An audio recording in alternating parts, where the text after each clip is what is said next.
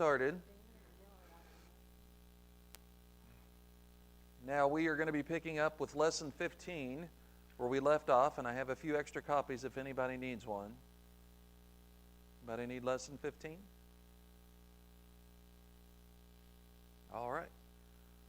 We'll have a few more trickling in here shortly, but we'll go ahead and get rolling. So we're knee deep into chapter 9 of Hebrews.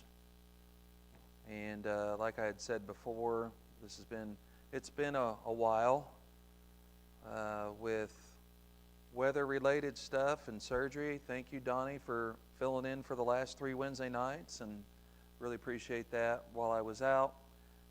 It is good to be back, and we're going to give this thing a go here. People have asked if I'm concerned about standing for teaching, and it actually hurts worse to sit than it does to stand. So we'll see how this goes. But normally standing doesn't feel bad at all. It's when trying to sit and get comfortable is where it can be a little tricky. So I think I'll be okay. So we're picking up, like I said, in the middle of chapter 9 of the book of Hebrews. And we'll get rolling here. So let's look back at verse 11, and we'll kind of work our way up to about verse 17 or 18. Verse 11 says, "But when Christ appeared as a high priest of the good things to come, he entered through the greater and more perfect tabernacle, not made with hands, that is to say, not of this creation, and not through the blood of goats and calves, but through his own blood. He entered the holy place once for all, having obtained eternal redemption. For if the blood of goats and bulls and the ashes of a heifer sprinkling those who have been defiled sanctify for the cleansing of the flesh, how much more will the blood of Christ, who through the eternal Spirit offered himself without blemish to God, cleanse your conscience from dead works to serve the living God? And for this reason, he, Jesus, is the mediator of a new covenant, in order that since a death has taken place for the redemption of the transgressions that were committed under the first covenant, those who have been called may receive the promise of the eternal inheritance." And this is kind of where we're going to settle in and start tonight, on this idea of a covenant or the word testament. Some of you may have the word testament in your scriptures for these verses 16, 17. "For where a covenant is, there must of necessity be the death of the one who made it. For a covenant or testament is valid only when men are dead, for it is never enforced while the one who made it lives." So let's pick up there. So the discussion has been from our author here, the book of Hebrews, is talking about the results of Christ's ministry. And in this new covenant, he's a mediator of a new covenant. And that's a beautiful thought, that Christ is going to be doing that. And he's brought about redemption, but not just redemption, it's eternal redemption. And it's really quite remarkable.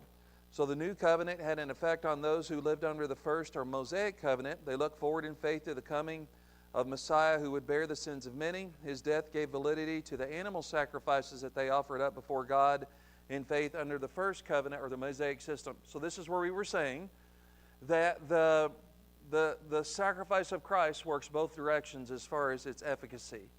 It acts for the eternal redemption of those who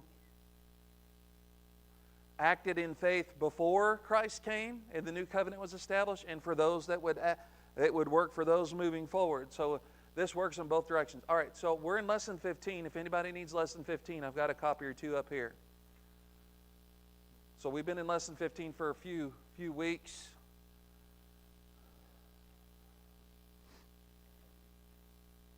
I'm good. You get one. All right, here you go. Okay, so that's what we're talking about here is that Christ's sacrifice, he's the mediator of a new covenant, and all the animal sacrifices of the past are only effective because of what Christ would eventually do. In and of themselves, they weren't worth much. It was enough to kind of stay the hand of God, the wrath of God, to pay the interest only on the payment of that debt. But it was because of Christ that their debt, in essence, was able to be wiped away. And so their faith in God. And so this is something that we've talked about this a lot, and it's something that was on my mind as we got to record this week on our podcast, is that salvation has always worked the same from day one. How has salvation worked from day one? We're saved by grace through faith. That's the way it's always worked. Grace has always been on the table since sin has entered in. The minute sin entered in, God's grace was manifest. And the moment that sin entered in, God's grace was manifest, and then it was up to mankind to respond to God in faith through how God has revealed Himself to mankind, and it is their responsibility. If they want to partake of this grace, they got to respond properly in faith, and a person responding in faith. And there's another part of the equation that we don't necessarily state, but it's something else that we find throughout Scripture. We've talked about this before too, is repentance is always on the table. There's never been an unrepentant saved person. Repentance is always part of the equation. But the basis is we're saved by grace, and it's through faith, and it's been that way for Adam, and it'll be that way for the last people that live on the earth. And so if you respond to God through faith in that relationship of belief that and belief in, you can partake of God's grace. And because of Christ's sacrifice, He's the mediator of a new covenant, but He also makes the old covenant still works for them for salvation because of what He did. And so there's this internal inheritance that's now on the table. So then this is re-illustrated, and this is where we're picking up. It's the point for chapter 9, verses 16, 17. It's the illustration. That's where we're at in the notes. Everybody see where that's at? Is it Roman numeral 4 for you guys? Yep. Yep. So that's where we're at here. Roman numeral 4, the illustration. And the illustration is, he's using the idea of a last will and testament. So how's the last will and testament work? How's it work? Yeah, so, so someone's writing it. What are they, who? So if you're writing a last will and testament, what is it? What are you trying to do? What's your purpose? So it's usually a desire for how things are going to be handled after you're gone, in regards to maybe your last wishes, but also in regards to your stuff, right? Which we would call, for those that are on the other side of that, their inheritance. So, and as Michelle said there, it doesn't go in effect until what? You die, right? So can there be changes in the will and testament of someone until they die? Can there be changes made? Yeah, but once they die, what? It's ratified. It's set in place, and it's good to go. So that's the point that our author is making here, is that testaments require death or even a covenant.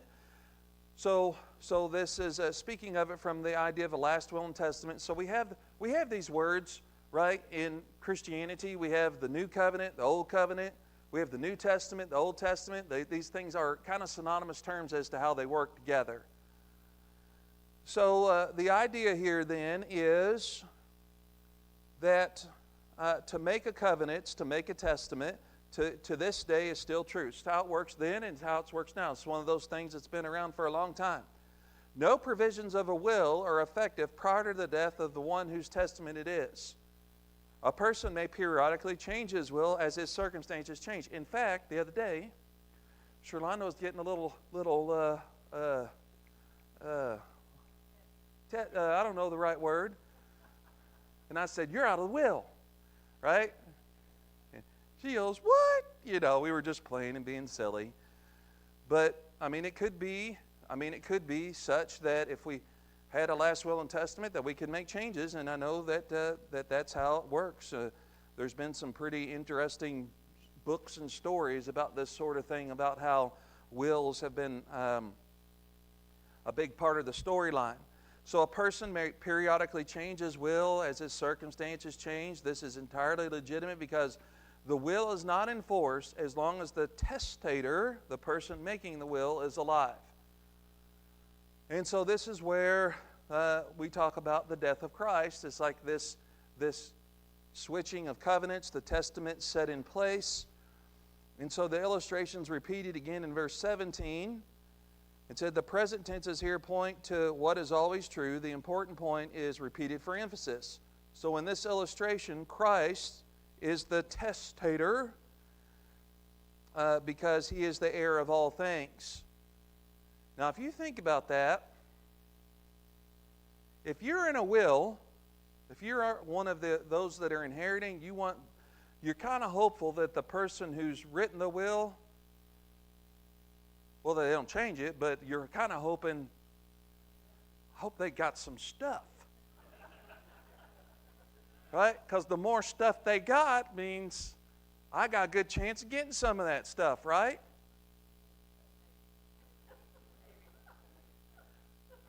She's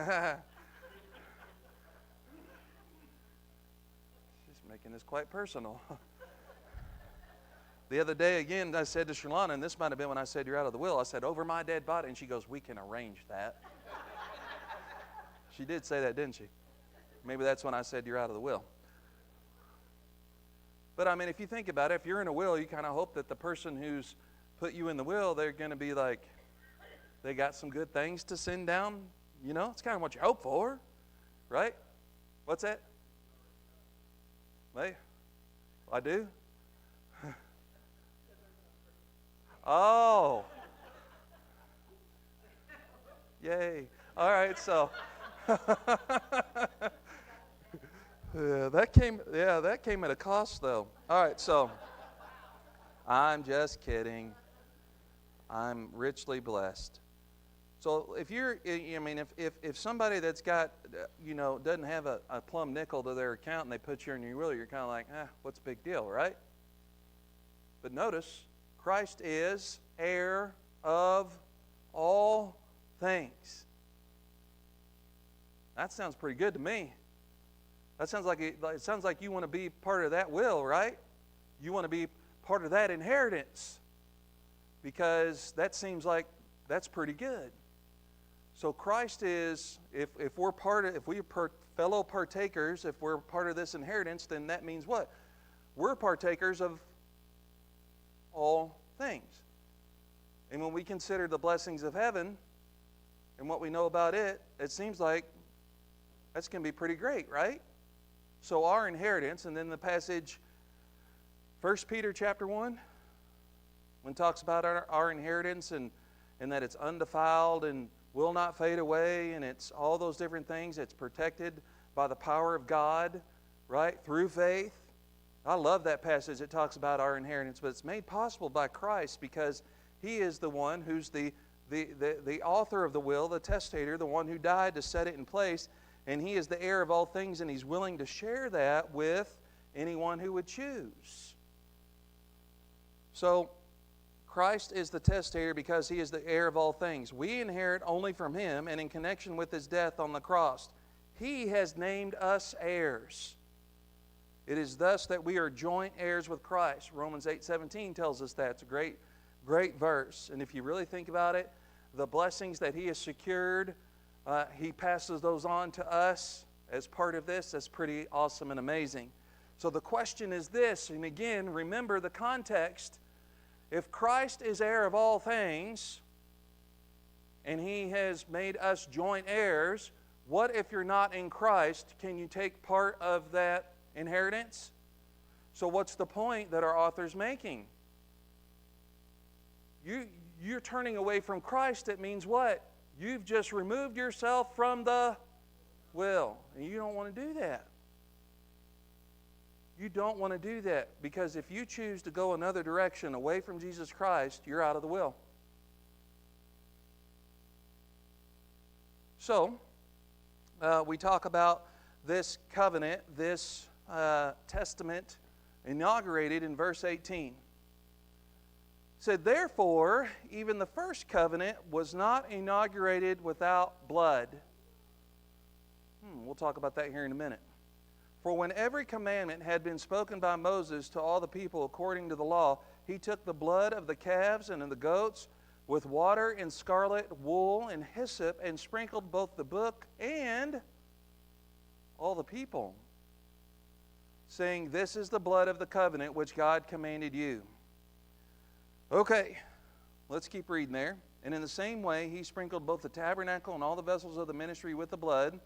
And according to the law, one may almost say, all things are cleansed with blood, and without shedding of blood, there is no forgiveness. Wow, what an important verse, right? So we have the inauguration of both covenants were inaugurated with the shedding of blood. So this principle sets forth about testaments and covenants in general are now applied to the Mosaic covenant. It was also inaugurated with the death and the blood of sacrificial victims. So the writer's observation is this: even the first covenant was not dedicated without blood. So some Jews objected to the notion that Christ's death was necessary to establish the new covenant. Now, the writer points out that the inauguration of the Mosaic covenant, sacrificial blood was also shed. So, again, if we think about the type of Messiah or Christ that the Jews were looking for, were they looking for one who would be the suffering servant and that would be offered as a blood sacrifice? Is that what they were expecting and looking for? So, and if you listen to this day, I'll give you a good example of someone you can listen to that just cannot see it because they're hung up on the idea of a suffering Messiah. It has to be a conquering Messiah. One that is a bold, victorious, upfront leader, militarily, politically, like David. They cannot get past that. Are you guys familiar with a fellow by the name of Ben Shapiro? Okay, so he's big in the political realm, right? So Ben Shapiro has sat down with Christians and debated, and the one thing he cannot get past is this idea of a suffering servant Messiah. Cannot get past it. He is hung up on this idea that the Christ is going to be this conquering king. What he fails to recognize is that in dying is what made him the conquering king. He can't justify that in his own mind. He's so fixated on that idea that the passages like Isaiah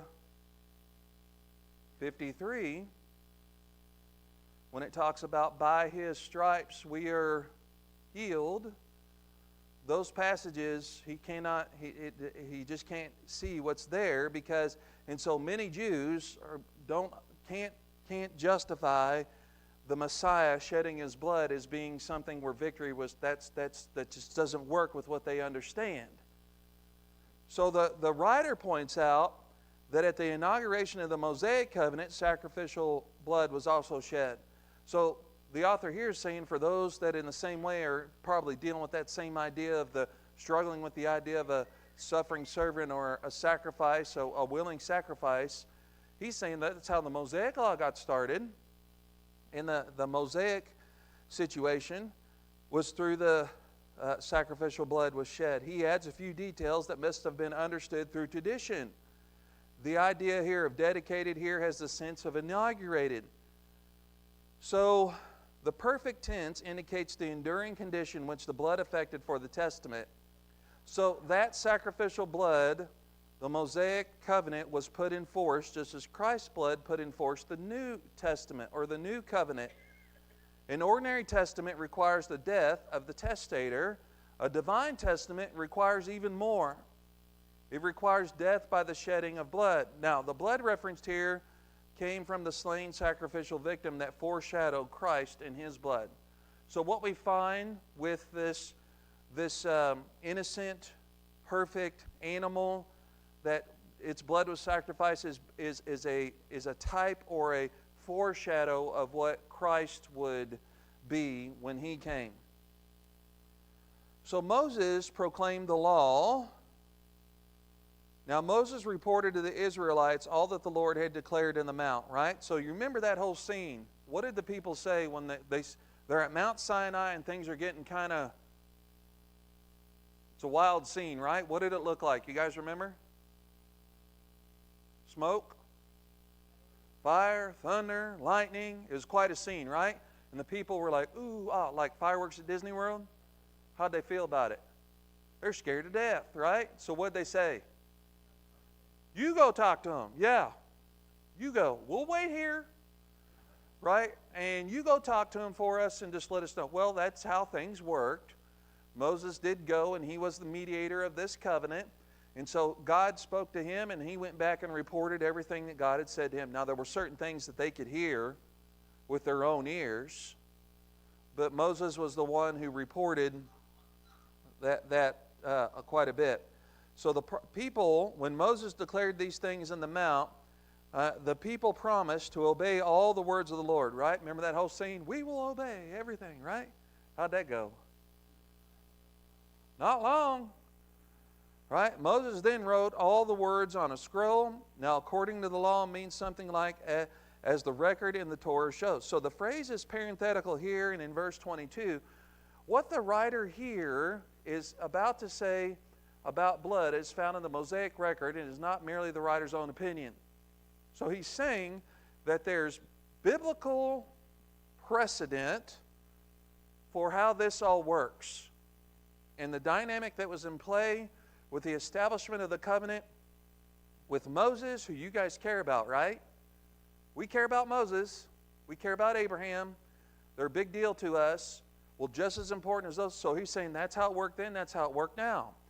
And so that was just setting the stage for what would come with Christ. So in verse 19 it said that Moses prepared the blood. So it says he took the blood of the calves and the goats with water and scarlet and hyssop. Now the provisions of the Testament Moses had read to the people were put into force by the shedding and application of the blood. Notice. There's a shedding and an application. So in that covenant, there had to be the shedding of blood, but there also had to be application of the blood. And so that's an interesting dynamic. So the morning after the law was read to the people, Moses erected an altar and 12 pillars representing the 12 tribes. Those things of stones, not things you sleep on. Okay, so he offered burnt offerings and peace offerings. Half of the blood was collected in basins, and the other half was sprinkled on the altar.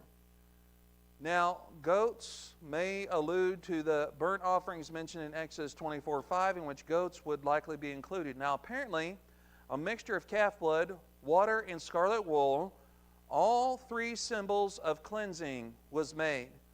So water diluted the blood and made a sufficient quantity when sprinkling was anticipated. Branches of the hyssop plant were used to apply the mixture. These were wrapped with scarlet wool to a cedar wood stick, thus forming a sprinkling instrument, which was dipped in the blood diluted with water. So that's how he prepared it. Now Moses applied the blood. It says, and he sprinkled both the book itself and all the people. Now with the hyssop, the mixture was applied first to the scroll that contained the commands of God and the response of the people. That document, outwardly the work of man, was thus set apart for God's service. Now, what's interesting here is we have some confirming details that aren't detailed in Exodus 24, but we find them out here in Hebrews many years later. But it's certainly consistent with what we read here. Moses then sprinkled the mixture over the people, perhaps in the persons of their tribal representatives, to set them aside as a special people for God's service. So as he prepared the blood, he applied it, but then he explained it, saying, this is the blood of the covenant which God commanded you. Now Moses spoke significant words as he sprinkled the people. He called the mixture with which he sprinkled the people the blood of the covenant. Those words would ring true a little bit later on, wouldn't they? When do those words come to mind? When are those words really set into play? Last Supper, right? when Jesus uses those words, the blood of the covenant. So, which God commanded you. Okay, so the blood of the covenant, i.e. the blood by which the covenant was set in motion. And which God commanded you refers to the words that were written in the book. The commandments that God had issued from the mountain are the things that are going to be in effect now because of the sprinkling of this blood. So this was the formal practice that the things that were spoken were going to be ratified and set in place. And so in verse 21, let's look at that. And in the same way, he sprinkled both the tabernacle and all the vessels of the ministry with the blood, and according to the law, one may almost say, all things are cleansed with blood, and without shedding of blood there is no forgiveness. So, several months after the tabernacle was completed, so what's the, there's a little bit of a time frame, right?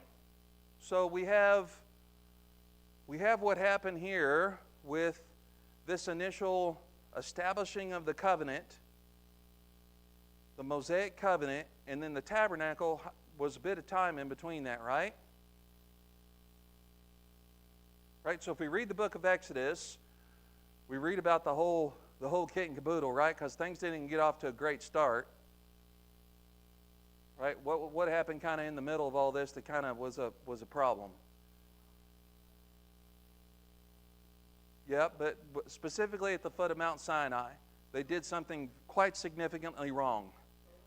Yeah, the golden calf, right? Now, certainly that went on, but actually the grumbling and all that led to the lack of faith. And so they built the golden calf and the first tablets of stone, right? Smashed. Then he went back up. There's time frame and all that. But then later on, Moses would go up and get all the blueprints and everything for the tabernacle and would communicate that as well. And then it took them some time to build it, to gather the materials and to get all that together and to build it. So there was this initial ceremony where the stuff that was written was sprinkled, the people were sprinkled, and then later on, when the tabernacle was first erected and all the furniture was set in it exactly the way it was prescribed, then there was another ceremony that was conducted there. And so the tabernacle and the vessels were sprinkled with blood in a like manner. So several months after the tabernacle was completed, it too was set apart by having blood sprinkled on it. So you're reading that in Exodus 40 and then Numbers 7:1. Now the Torah accounts mention only oil and no blood is mentioned. Now Josephus in his book, The Antiquities, does mention the blood when he retells the story of Exodus 40. So the use of blood in the tabernacle anointing was correct Jewish tradition and thus was freely used by our writer. So there was another establishment of the covenant in place and this consecrating that was taking place with the tabernacle sanctification as well. So what's the principle here? What's he getting at? That's really verse 22. The whole point of this is that the shedding of blood is kind of a big deal. Kind of a big deal. Now, this verse is really important, right? So the Apostle John was the last living apostle, right? So in the late 1st century into the early 2nd century, there was a rising heresy that John was particularly fed up with. What was it? It was Gnosticism. So Gnosticism, among other things, resulted in a misunderstanding or a blatant mischaracterization of the nature of Jesus Christ. So Gnostics would say that, we find the roots of Gnosticism, we trace it all the way back to something called Platonic dualism. So when we talk about Platonic dualism, what's the name you hear there? Yeah, Plato, right? So Plato, when he considered mankind, said that we were dual nature, but he had a certain idea about it. What was his ideas about the nature of man? What did Plato say? Sorta. You said flesh? Yeah. So yes, man, flesh, material, inherently evil. spirit inherently good. So the idea was to escape the prison of this flesh. In your spirit, that was kind of how you would elevate yourself. And so Platonic dualism, as it goes along in time, and then it feeds into what would become Gnosticism. Gnostics adopted this idea. And so what happens is one of two things in relationship to that. That flesh is inherently evil, and spirit is inherently good. And then we have this doctrine of the incarnation, then we have a problem. Because the Bible says pretty clearly that Jesus came in the flesh. Right? In the beginning was the Word, and the Word was with God, and the Word was God. And then verse 14, and the Word became flesh. So we have very clear teaching that Jesus was fully God and fully man, but that can't be according to Platonic dualism and also Gnosticism, which adopted these ideas. So when Jesus appeared, they said, nah, he wasn't. He looked human, but really wasn't. And if he's an apparition, a ghost. It looks human, but not. So then now we have a problem with Gnosticism, right?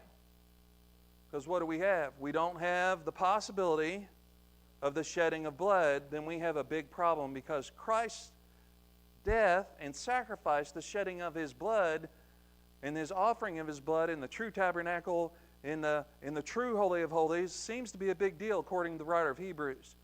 So if Jesus is just spirit or an apparition, or however they wanted to say it, and there is no bloodshed, then we have a problem according to forgiveness. And this verse really points that out, doesn't it? So now we've got so this is very important for a number of reasons when we think about this. So if you recall, the spirit of the Antichrist is what? See, John wrote this. Yes. See, anyone who denied that Jesus does not come in the flesh, that is the spirit of the Antichrist. Why is that a big deal? Because without the shedding of blood, there is no forgiveness. And so this is an important verse that we see here. So the general principle, our writer could have mentioned that the Aaronic priesthood was also set apart by the sprinkling of blood, as was the altar, points to the exceptions to the general rule under the Mosaic covenant that things were to be consecrated by blood. In some cases, water was used, and even fire. Cleansed is what we're talking about, the present tense. So shedding of blood is a word that appears only here. It was probably coined by our writer. The idea of remission is not intended for things but for sinners. Did the tabernacle sin? Yeah, that's ridiculous, right? It's a thing. How could a thing sin? Right? So it's being sprinkled, it's being set aside, it's being consecrated, but it's not because it's removing sin. It's just, but for people, on the other hand, it's this idea of the remission. The shedding of blood brings about remission. In remission, God sends the sins away from the sinner as far as the east is from the west. To the bottom of the sea, sins are blotted from memory. There was no exception to this rule at all. So Christ's blood, in substitution for the sinner, is alone able to free a person from sin. So, think of it like this. If you sin, when you sin, okay, you stole my punchline. What is the penalty? Seems like there's death, and that the shedding of blood is going to be the penalty, right? There has to be some payment that's made. And so I could try to offer my own blood, but how's that going to work? It's impure. It's tainted. It's not going to work at all. So there has to be some substitutionary atonement if this is going to work. And that's the beauty of what God has done here, is He's provided us the substitute, and that Christ is the one who died to pay the price of our sins. So the animal blood that was shed during the Mosaic era was only typical of the blood of Christ, from which it derived its power to make atonement for sin. So think of it like this. If Christ had never come, then all those sacrifices of the bulls and goats and all the turtle doves and all the other different stuff, then those would have been ultimately useless. What made them work, what made them efficacious, what made it valuable to them was the fact that eventually Christ is the one who came and offered the perfect sacrifice that made those all worth something in the end. Now here's the great truth our writer wishes to emphasize. Only a Messiah who died and shed his blood can be the real Messiah. So if we look at the qualifications for one who would be the Messiah, there's some very important qualifications. We've talked about this a number of times. This is worth mentioning again. The Messiah had to be what? In relationship to his sacrifice being that would work. He had to be what? Sinless, perfect, sinless, yep. Fully human, right? So there has to be shedding of blood, fully human. He had to be willing.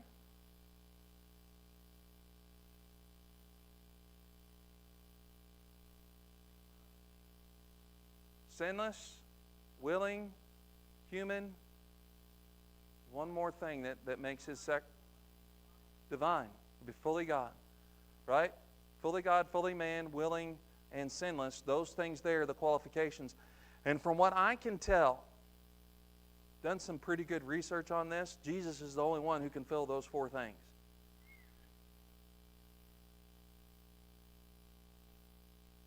He's the only one. Makes him qualified.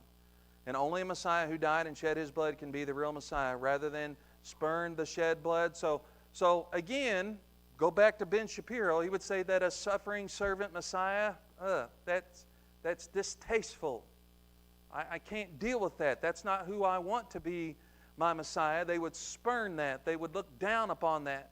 And that's what happened through a lot of, and that happens even now, throughout time, is that's not who they were looking for. But rather than spurn that shed blood, rather than look at that as a bad thing, the Jewish Christians, and in fact everybody, should prize it and should celebrate it.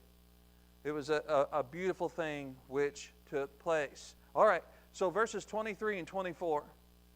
So therefore, because of all these things, and that there is no forgiveness without the shedding of blood, therefore it was necessary for the copies of the things in heaven to be cleansed with these, but the heavenly things themselves with better sacrifices than these.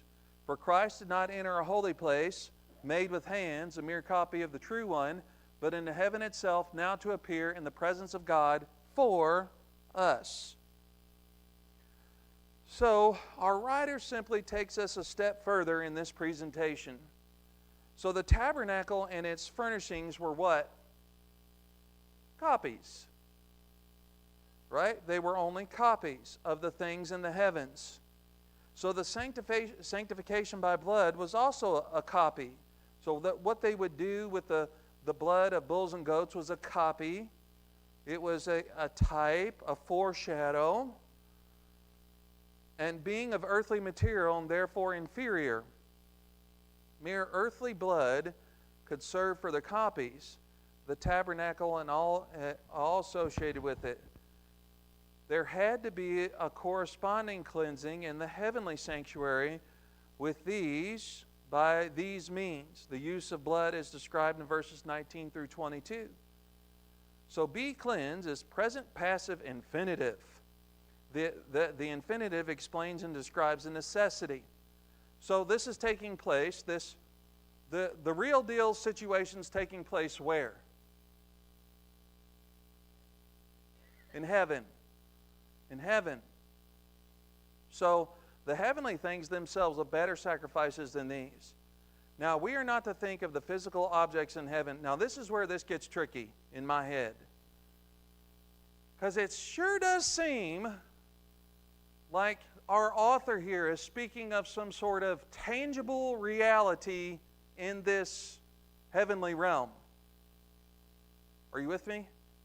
Seems like he's referencing some sort of actual place. And that's kind of where my mind is on this. Is that it's not just an in theory kind of a thing, or just in the mind of God kind of a thing. It seems like it was almost an actual metaphysical reality. Because we know that heavenly creation and reality, even though we can't see it, it's a real thing, right?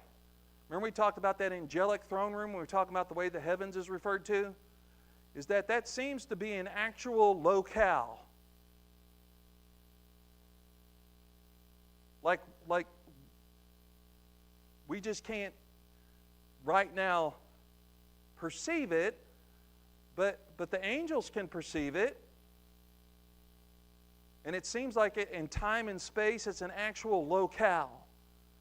Now, this is where this starts to really work on my brain a little bit. So our author here says, Doc Smith, we're not to think of physical objects in heaven corresponding to the altar, the table. Rather, the phrase heavenly things refers to the spiritual realities in heaven. Okay, so maybe not physical in the same way this is physical, but an angel, still an angel, is an entity, a being, right? Even though it's not made up of the same stuff as you and me. So I think that's what he's getting at here, is that there's some sort of spiritual reality. It's not a physical. It's not like there's a. Is this a white oak? Red oak? That's what I said. It's red oak. Red oak. That's red oak too? Red oak? Okay. Red oak. So there's not some sort of heavenly tree that was cut down, a red oak tree in heaven that the table was made of. But still, I think there's a spiritual reality of a spiritual table that exists. It's just different metaphysical stuff. Does that make sense? And I think that's what he's trying to say. But I do think it's an actual locale. It's a place. It has the stuff because, again, the way that our author here has talked about the original and the copies, you can't have a copy of something that doesn't exist. Right? So,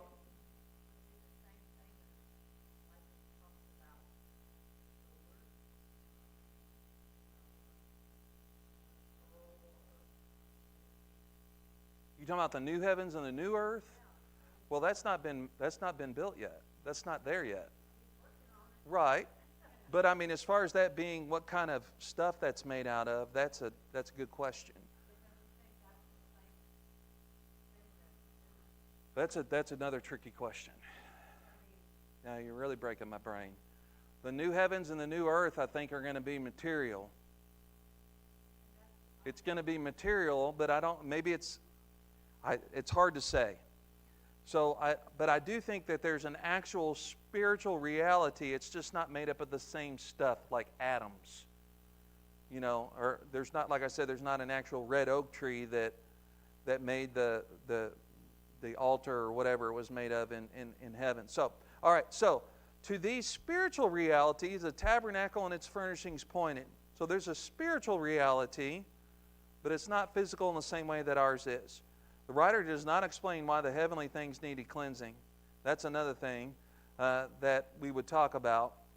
So in this verse, our writer is using sacrifices in reference to the blood that was shed in sacrifice. Now, he could just as easily have said with better blood than these copies. Whatever the reason for the cleansing, the heavenly sanctuary was cleansed by better sacrifice. So if you think about that, right? So stuff in this physical realm, how much of this physical realm is tainted by sin? 80%? 100? Yeah, right. So the physical realm, there's a curse that's set in place on everything. So when we talk about the cleansing and the setting aside and that kind of stuff, so it's hard for us to kind of comprehend, well, why would there be that kind of a cleansing that is necessary for the stuff in heaven, but it has to do more with a setting aside of. Well, we're not talking about in the final heaven. We're talking about what exists right now, like...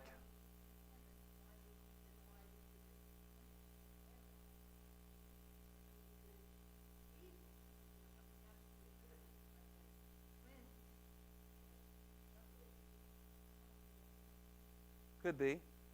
Could be like a dedication. Yeah, like a setting aside of, a dedication, a sanctifying, like a setting aside. Yeah, I think that's the idea that we're talking about here, because when we think about heaven, the angelic throne room, this heavenly scene, I don't know that sin is manifest there in the same way that it is here in this realm. So it's in a different sense that I think that we're talking about here.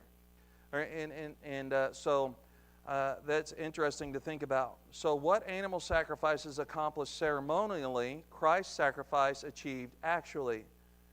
It's not enough to say that the earthly tabernacle and its furnishings had to be cleansed because they were made by human hands.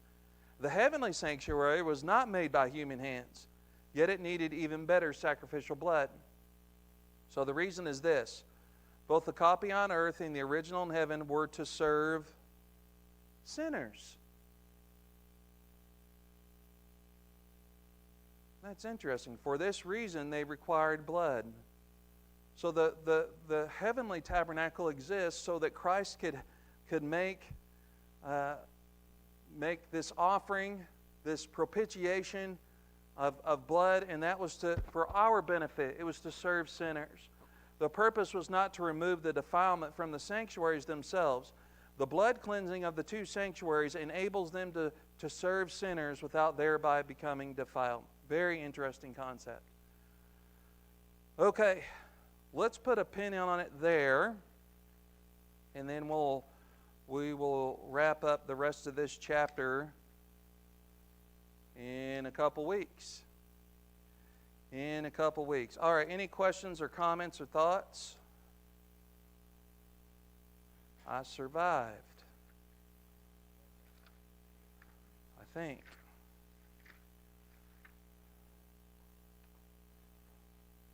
All right, good stuff. Appreciate you all. All right, time for some prayer requests and announcements while I'm thinking about it. February 22nd. So that's 2 weeks, a week and not this Sunday, but the Sunday after. At 8 a.m., I know it's a little bit early, but it's totally worth it. We're going to have scratch-made gravy and biscuits, and set it backwards. Biscuits and gravy, and bacon and scrambled eggs and all sorts of goodies to go along with it. It's going to be a fundraiser breakfast for our discipleship trip this summer. And so we would invite everybody out to that to help support that trip. We're going to be taking to Delmarva Family Camp, and we're also going to be spending a couple days in Washington, D.C. So we're just make plans to be there for that, and we'll feed you really good for that. I know Eric and the young'uns are working on getting that all squared away. Also, please get the word out. We've got a Facebook post out. If you guys could get on there and help share it, is that that following Tuesday, Grief Share is going to begin Tuesday night at 6:30. That's the 24th. Does that sound right? And we want to get the word out for that. If anybody that is needing some assistance during the loss of a loved one, this would be a great opportunity. So let's do the best we can to spread the word for that great ministry, which begins on February 24th.